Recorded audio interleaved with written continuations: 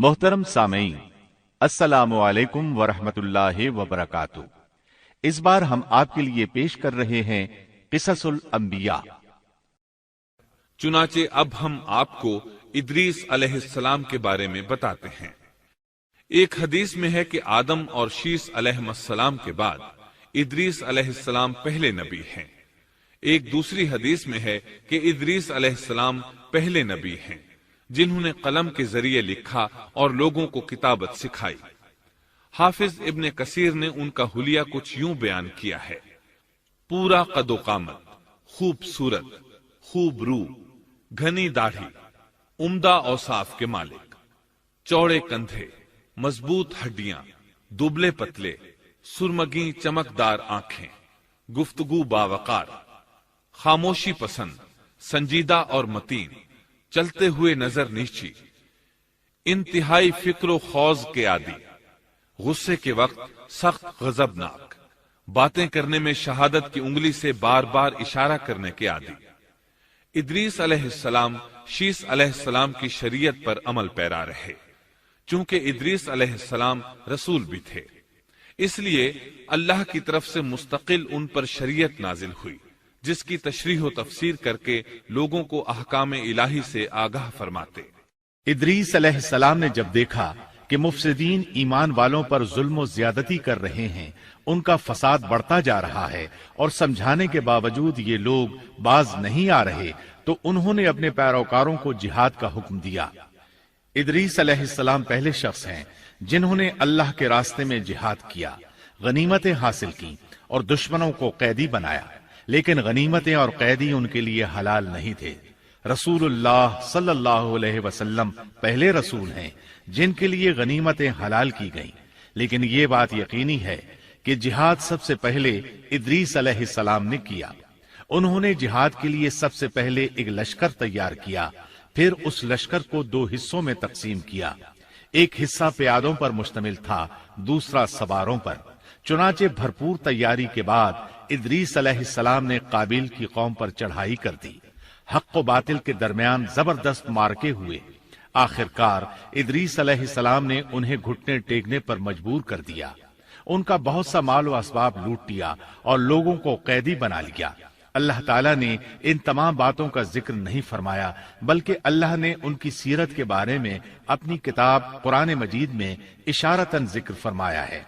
मसलन सूरह मरियम आयात 56 और 57 में इरशाद होता है, और इस किताब में इदरीस का भी जिक्र कर, वो भी नेक किरदार नबी थे, हमने उन्हें बुलंद मकाम पर उठाया।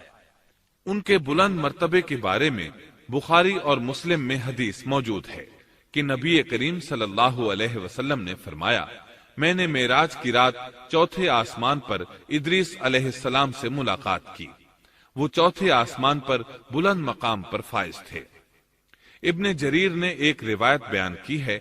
वो रिवायत इस बात की वजाहत करती है कि अल्लाह ताला के इरशाद वरफ़अनाहु मकानन अलिय्या से क्या मुराद है, इसका क्या मफहूम है।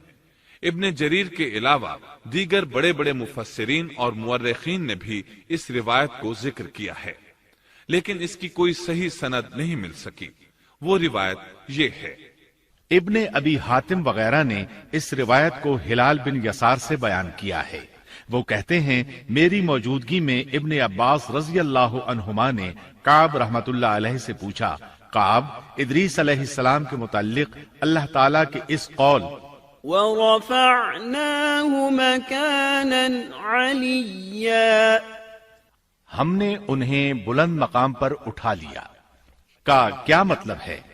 तो काब रहमतुल्लाह अलैहि ने जवाब दिया, अल्लाह ताला ने इदरीस अलैहिस्सलाम पर एक मर्तबा ये वही नाजिल फरमाई, ऐ इदरीस, तमाम अहले दुनिया जिस कदर रोजाना नेक अमल करेंगे, उन सब के बराबर में तुझे हर दिन अज्र दूंगा। इदरीस अलैहिस्सलाम ने यह सुना तो उन्हें ख्वाहिश महसूस हुई कि मेरे आमाल में रोज अफसू इजाफा हो, इसलिए उम्र का हिस्सा तवील हो जाए तो अच्छा है। उन्होंने वही इलाही और अपने इस ख्याल को एक रफीक फरिश्ते पर जाहिर करके कहा, इस मामले में मौत के फरिश्ते से गुफ्तगू करो ताकि मैं नेक आमाल का ज्यादा से ज्यादा वक्त हासिल कर सकूं। उस फरिश्ते ने जब ये सुना तो इदरीस अलैहिस्सलाम को अपने बाजुओं पर बिठा कर ले उड़ा। जब ये चौथे आसमान से गुजर रहे थे तो मौत का फरिश्ता जमीन पर आने के लिए उतर रहा था। वहीं दोनों की मुलाकात हो गई। दोस्त फरिश्ते ने मौत के फरिश्ते से इदरीस अलैहिस्सलाम के बारे में गुफ्तगू की। मौत के फरिश्ते ने दरियाफ्त किया, इदरीस अलैहिस्सलाम कहाँ हैं? उसने कहा, मेरी पुश्त पर।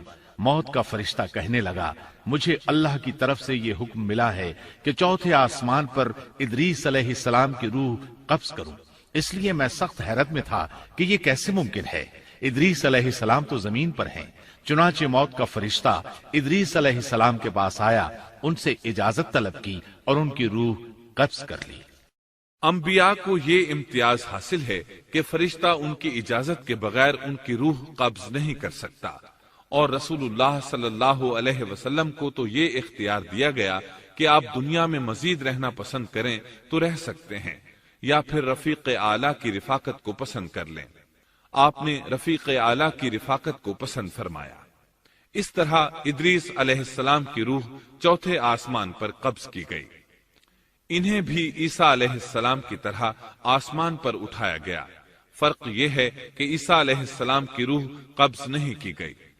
ये वाकया नकल करके काब रहमतुल्लाह अलैह फरमाते हैं कि अल्लाह ताला के इरशाद वरफ़अनाहु मकानन अलिय्या की तफसीर यही है, लेकिन दुरुस्त बात यह है कि ये इस्राइली रिवायत है। इदरीस अलैहिस्सलाम की वफात हो गई तो लोग फसाद में और बढ़ गए, उनमें शर फैल गया, ताहम वो तौहीद पर कायम रहे। बुत परस्ती का उनमें कोई शऊर नहीं था। लोग आदम अलैहिस्सलाम की वफात के 1000 साल बाद तक तौहीद पर कायम रहे। उनमें फिस्क व फुजूर जरूर था, लेकिन शिरक नहीं था।